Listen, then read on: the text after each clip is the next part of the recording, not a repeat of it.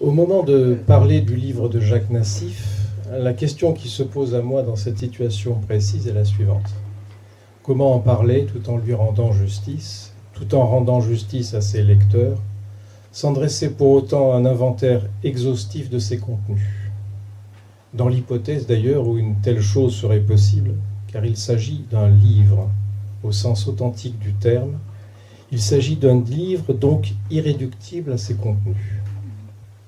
J'ajouterai, et ce n'est pas la moindre des qualités de ce livre, qu'il met en place, qu'il développe une force particulière que l'on pourrait nommer, après Maurice Blanchot, une puissance fragmentaire.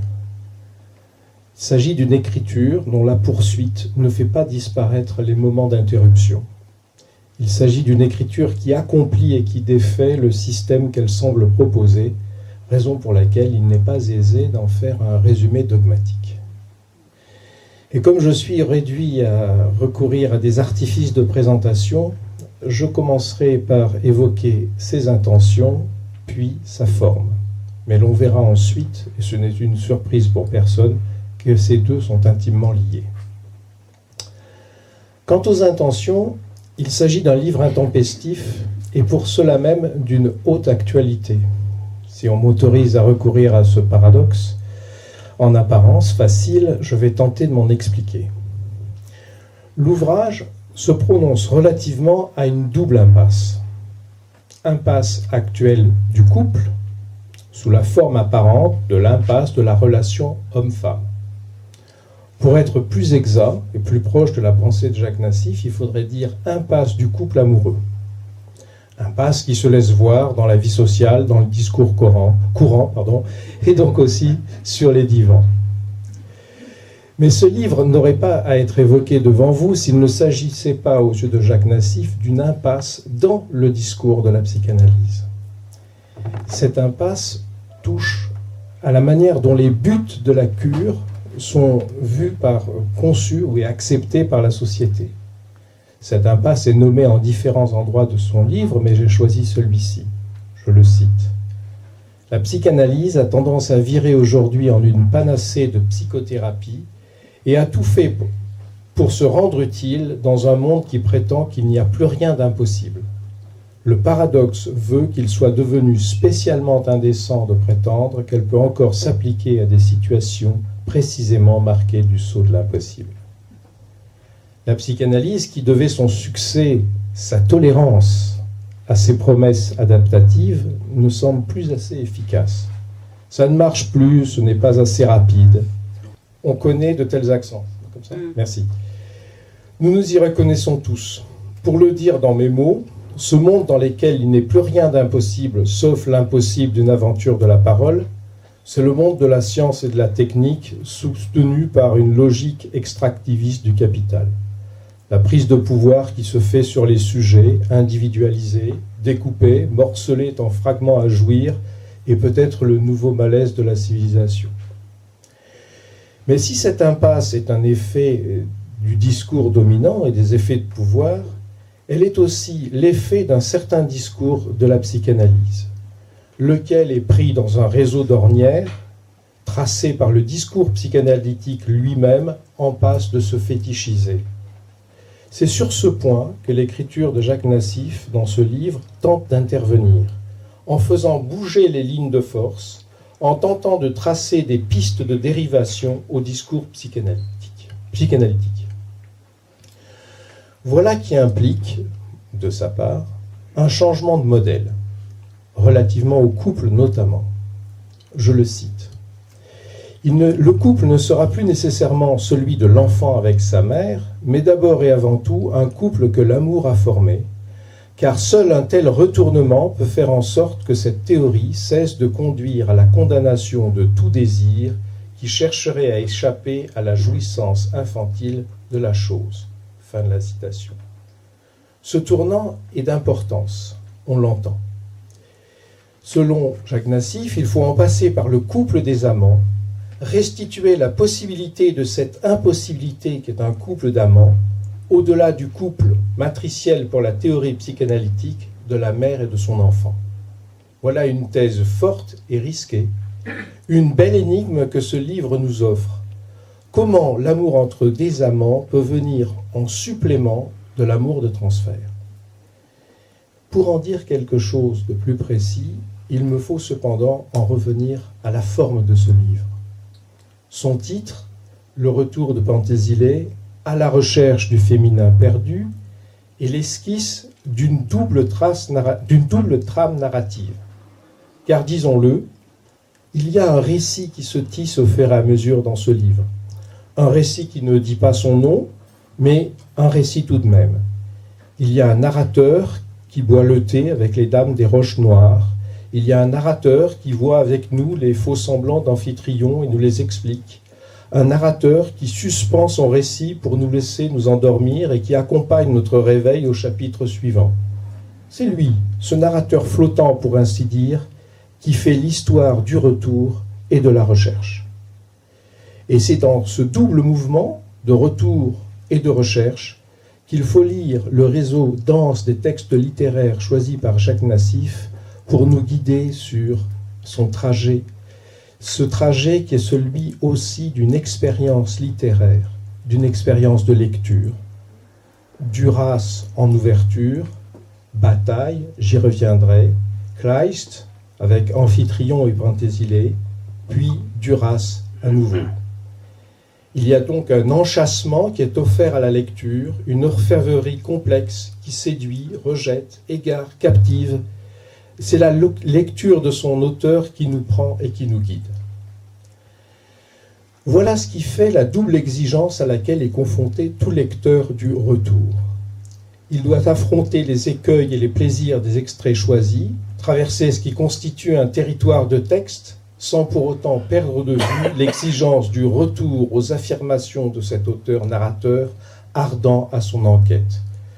Car si le livre peut paraître parfois ardu, c'est principalement du fait de l'ardeur qui anime la recherche et le retour. Je me permets cependant d'y tracer des lignes de force. En prologue et en épilogue, Marguerite Duras est le cœur des femmes des terres noires. Elle chante, pour ainsi dire, depuis l'insuffisance de l'homme à l'amour. L'insuffisance de l'homme à l'amour de la femme. Au cœur de cet ouvrage, on trouve des énoncés extraits de l'Alléluia de Bataille qui vont servir de support pour la lecture de l'Amphitryon et du Pentésilée de Kleist. C'est dire s'il y a de la complexité dans cette écriture. Ce sont ces deux fils rouges qui tracent la trame du récit et du retour, qui trament la trace du récit, du retour et de la recherche. Cependant, je n'aurais dit que des choses extérieures, formelles, si je n'évoquais ce qui est au cœur de cette entreprise et qui touche au livre même. Il s'agit d'une expérience, mais cette expérience est liée à un nom, celui de Georges Bataille, la seconde main de la psychanalyse, pour reprendre à la formule heureuse de Jacques Nassif. L'expérience intérieure, bien sûr, je dis bien sûr parce que c'est évident, essentiel, parce que c'est ce qui vient donner son autorité à ce récit et à cette entreprise. Mais pourquoi Georges Bataille? Jacques Nassif s'en est expliqué dans son précédent livre, Pour Bataille, il y revient dans celui-ci. Bataille est littéralement un fantôme dans l'enseignement de Jacques Lacan. Il l'inspire, mais il n'est jamais cité. Cette thèse, cette affirmation est l'archi-récit qui est fondateur de ce livre. Il y a un pacte entre Lacan et Bataille. Le premier diffuse la pensée du second sans le nommer, et le second renonce à se prononcer sur la psychanalyse. Il y a dans ce livre l'idée que la psychanalyse pourrait être refondée, la question, autrement fondée en tout cas, en revenant à l'expérience dont Bataille a fait, comme analysant, la source de son écriture théorique. L'audace de cette hypothèse ne surprendra que ceux qui pensent que fondation et refondation en psychanalyse sont des dogmes une fois pour toutes. Pour ma part, j'y vois la source ardente de cette écriture. Tous les termes utilisés par Jacques Nassif sont extraits de la gangue du texte de bataille et servent de point d'intensité du livre qui vont être relancés au fur et à mesure de l'élaboration. Jacques Nassif redonne leur chance, et ça c'est un terme de bataille, la chance, à ces termes pour les mettre à l'épreuve. Et c'est depuis ces points d'intensité que se féconde la pensée et l'écriture du livre. Ce qui suppose bien sûr que la reprise en psychanalyse appelle une opération théorique mais aussi poétique. Si l'on veut reprendre certains termes de la psychanalyse pour les faire échapper à la logique dominante de l'utile et les faire échapper ainsi à l'impasse et à la déchéance fétiche. Car effectivement, nous avons encore à apprendre et à entendre ce que Bataille écrit depuis l'expérience intérieure, dans un suspens entre possession et dépossession souveraine. À mon sens, c'est cela même la souveraineté selon Bataille, une vibration entre possession et dépossession, entre peut-être le retour et la recherche. Il y a aussi ce pas, cette vibration, ce silence sur lesquels s'appuient les propositions du livre. Et la lecture est prise justement dans ce pas. Le retour de Penthesilée ne se réduit pourtant pas au retour à Bataille, mais je l'ai dit, à une traversée des avancées théoriques de Bataille pour faire ressortir une question qui est celle de l'amour. Ou plus précisément, il s'agit de dire ce qui passe entre les amants. Je dis bien ce qui passe et non pas ce qui se passe. Je m'en explique. Chercher à regarder ce qui se passe, c'est l'enfant tentant de se situer relativement à la scène primitive. C'est justement ce dont le livre veut nous dégager, d'une réduction du questionnement de l'amour à l'amour de l'enfant pour sa mère. Le retour est un retour à une pensée de l'amour des amants en psychanalyse. Il faut dire, et là je cite Jacques Nassif à nouveau, que nous sommes devenus analphabètes dès qu'il s'agit d'amour et que nous ne savons plus lire aucune des lettres tracées dans le discours entourant le rapprochement des sexes, si ce n'est pour dire l'incongru d'une différence qui n'a plus à être marquée, ce qui aboutit au rapt et à la violence. L'amour, telle est la première étape du retour et de la quête. Chercher à dire ce qui se passe entre les amants, c'est sortir de ce que Bataille nomme l'illusion, un terme que Bataille forge, et qui est mis en avant par Jacques Nassif. Et de quoi s'agit-il ? Il s'agit du jeu de déni par lequel hommes et femmes s'ingénient à nier l'actualité de leur chair sexuée ou à l'oublier. Leur sexe, le fait d'avoir un sexe, est ainsi, si on peut dire, mis de côté. Il reste à la surface pour s'appliquer à jouer en respectant les règles, mais en s'abstenant de dire certaines choses. Selon Bataille, les amants se doivent de se parler au-delà de l'illusion. Il ne s'agit pas tant de crudité des mots que la possibilité de rentrer en rapport justement par le langage depuis leur sexe, depuis le fait de leur sexe. Raison pour laquelle Jacques Nassif prend les distances vis-à-vis de certaines compréhensions de la formule « il n'y a pas de rapport sexuel », laquelle fonctionne parfois, on le sait, comme un mantra. Entre les amants, ce qui se joue et se déjoue, c'est précisément au port du « il n'y a pas ». Le pas de rapport, c'est du rapport, une certaine forme de rapport, où l'amour et le féminin jouent leur chance. Un tel rapport, dans la langue de Bataille reprise par la plume de Jacques Nassif, se nomme grâce à la métaphore de la déchirure. Je cite, « La déchirure cachée, comme imperfection, comme honte de l'être, se dénude, elle s'avoue, elle se colle goulûment à l'autre déchirure, le point de rencontre des amants et le délire de déchirer et d'être déchiré. » S'il en est ainsi, c'est que dans les termes de Bataille, le désir et l'amour se confondent. L'amour est le désir d'un objet à la mesure de la totalité du désir, un amour insensé qui n'a de sens qu'en allant vers un amour plus insensé. De ce fait, l'amour suppose la déchirure. C'est la déchirure permanente. Et cette déchirure, non content de l'affirmer avec bataille sur un mode quasi performatif, Jacques Nassif la met à l'épreuve dans sa lecture de Kleist.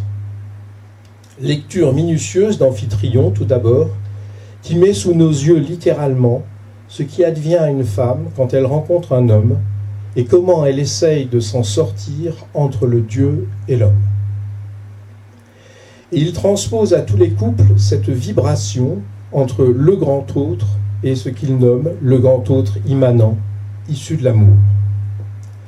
Sans intervention du grand autre, les couples ronronnent inlassablement entre l'antagonisme des opposés et l'indistinction entre deux doubles. De ce fait, ce que la pièce de Kleist met en scène, Amphitryon, c'est l'irruption du grand autre, objet du désir, et le chemin nécessaire pour faire émerger le grand autre immanent, objet de l'amour. L'impasse du couple, c'est justement la possibilité de la confusion constante entre les deux. La perturbation que le plan du désir fait subir au plan de l'amour, ou pour le dire autrement, la littéralité entre désir et amour.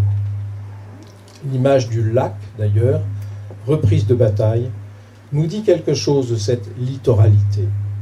Le couple se tient sur cette déchirure, soit la littéralité entre désir et amour. Peut se comprendre alors une des thèses très fortes du livre comme une passe de Bataille.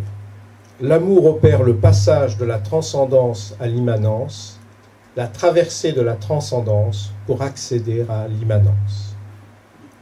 Et c'est précisément sur ce point que surgit la menace de la perte du féminin.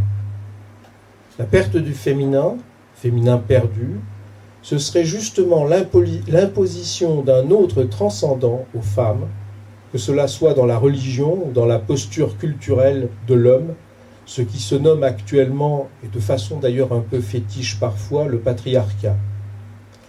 Mais cette dénonciation se fait peut-être dans des termes qui, au nom des femmes, les excluent, si on peut dire, du féminin. L'exemple de Penthésile qui tue Achille pour sortir du conflit entre son Dieu qui lui interdit un homme et son amour exclusif pour un homme, Achille, est parlant sur ce point. Le ressort tragique, c'est ce qui la pousse à tuer l'homme qu'elle aime. Le retour de Penthésile est donc le moment où le féminin risque de se perdre, sacrifié au grand autre, pour ainsi dire. Et je crois que telle est une des leçons de ce livre. Le féminin, ce n'est pas la féminité ou tout autre fétiche essentialisant, identitaire. Ce n'est même pas quelque chose, autrement que sur le mode d'une différence. Une différence qui ne se laisse saisir que dans l'après-coup d'une recherche amoureuse. Le féminin, c'est précisément ce qui se dérobe, au-delà des dérobades de l'illusion, c'est ce qui passe entre les amants, là où leur déchirure se rencontre. Il m'est à présent possible de proposer une réponse à ma question initiale. Que se passe-t-il entre le retour de Penthésile et la recherche du féminin perdu?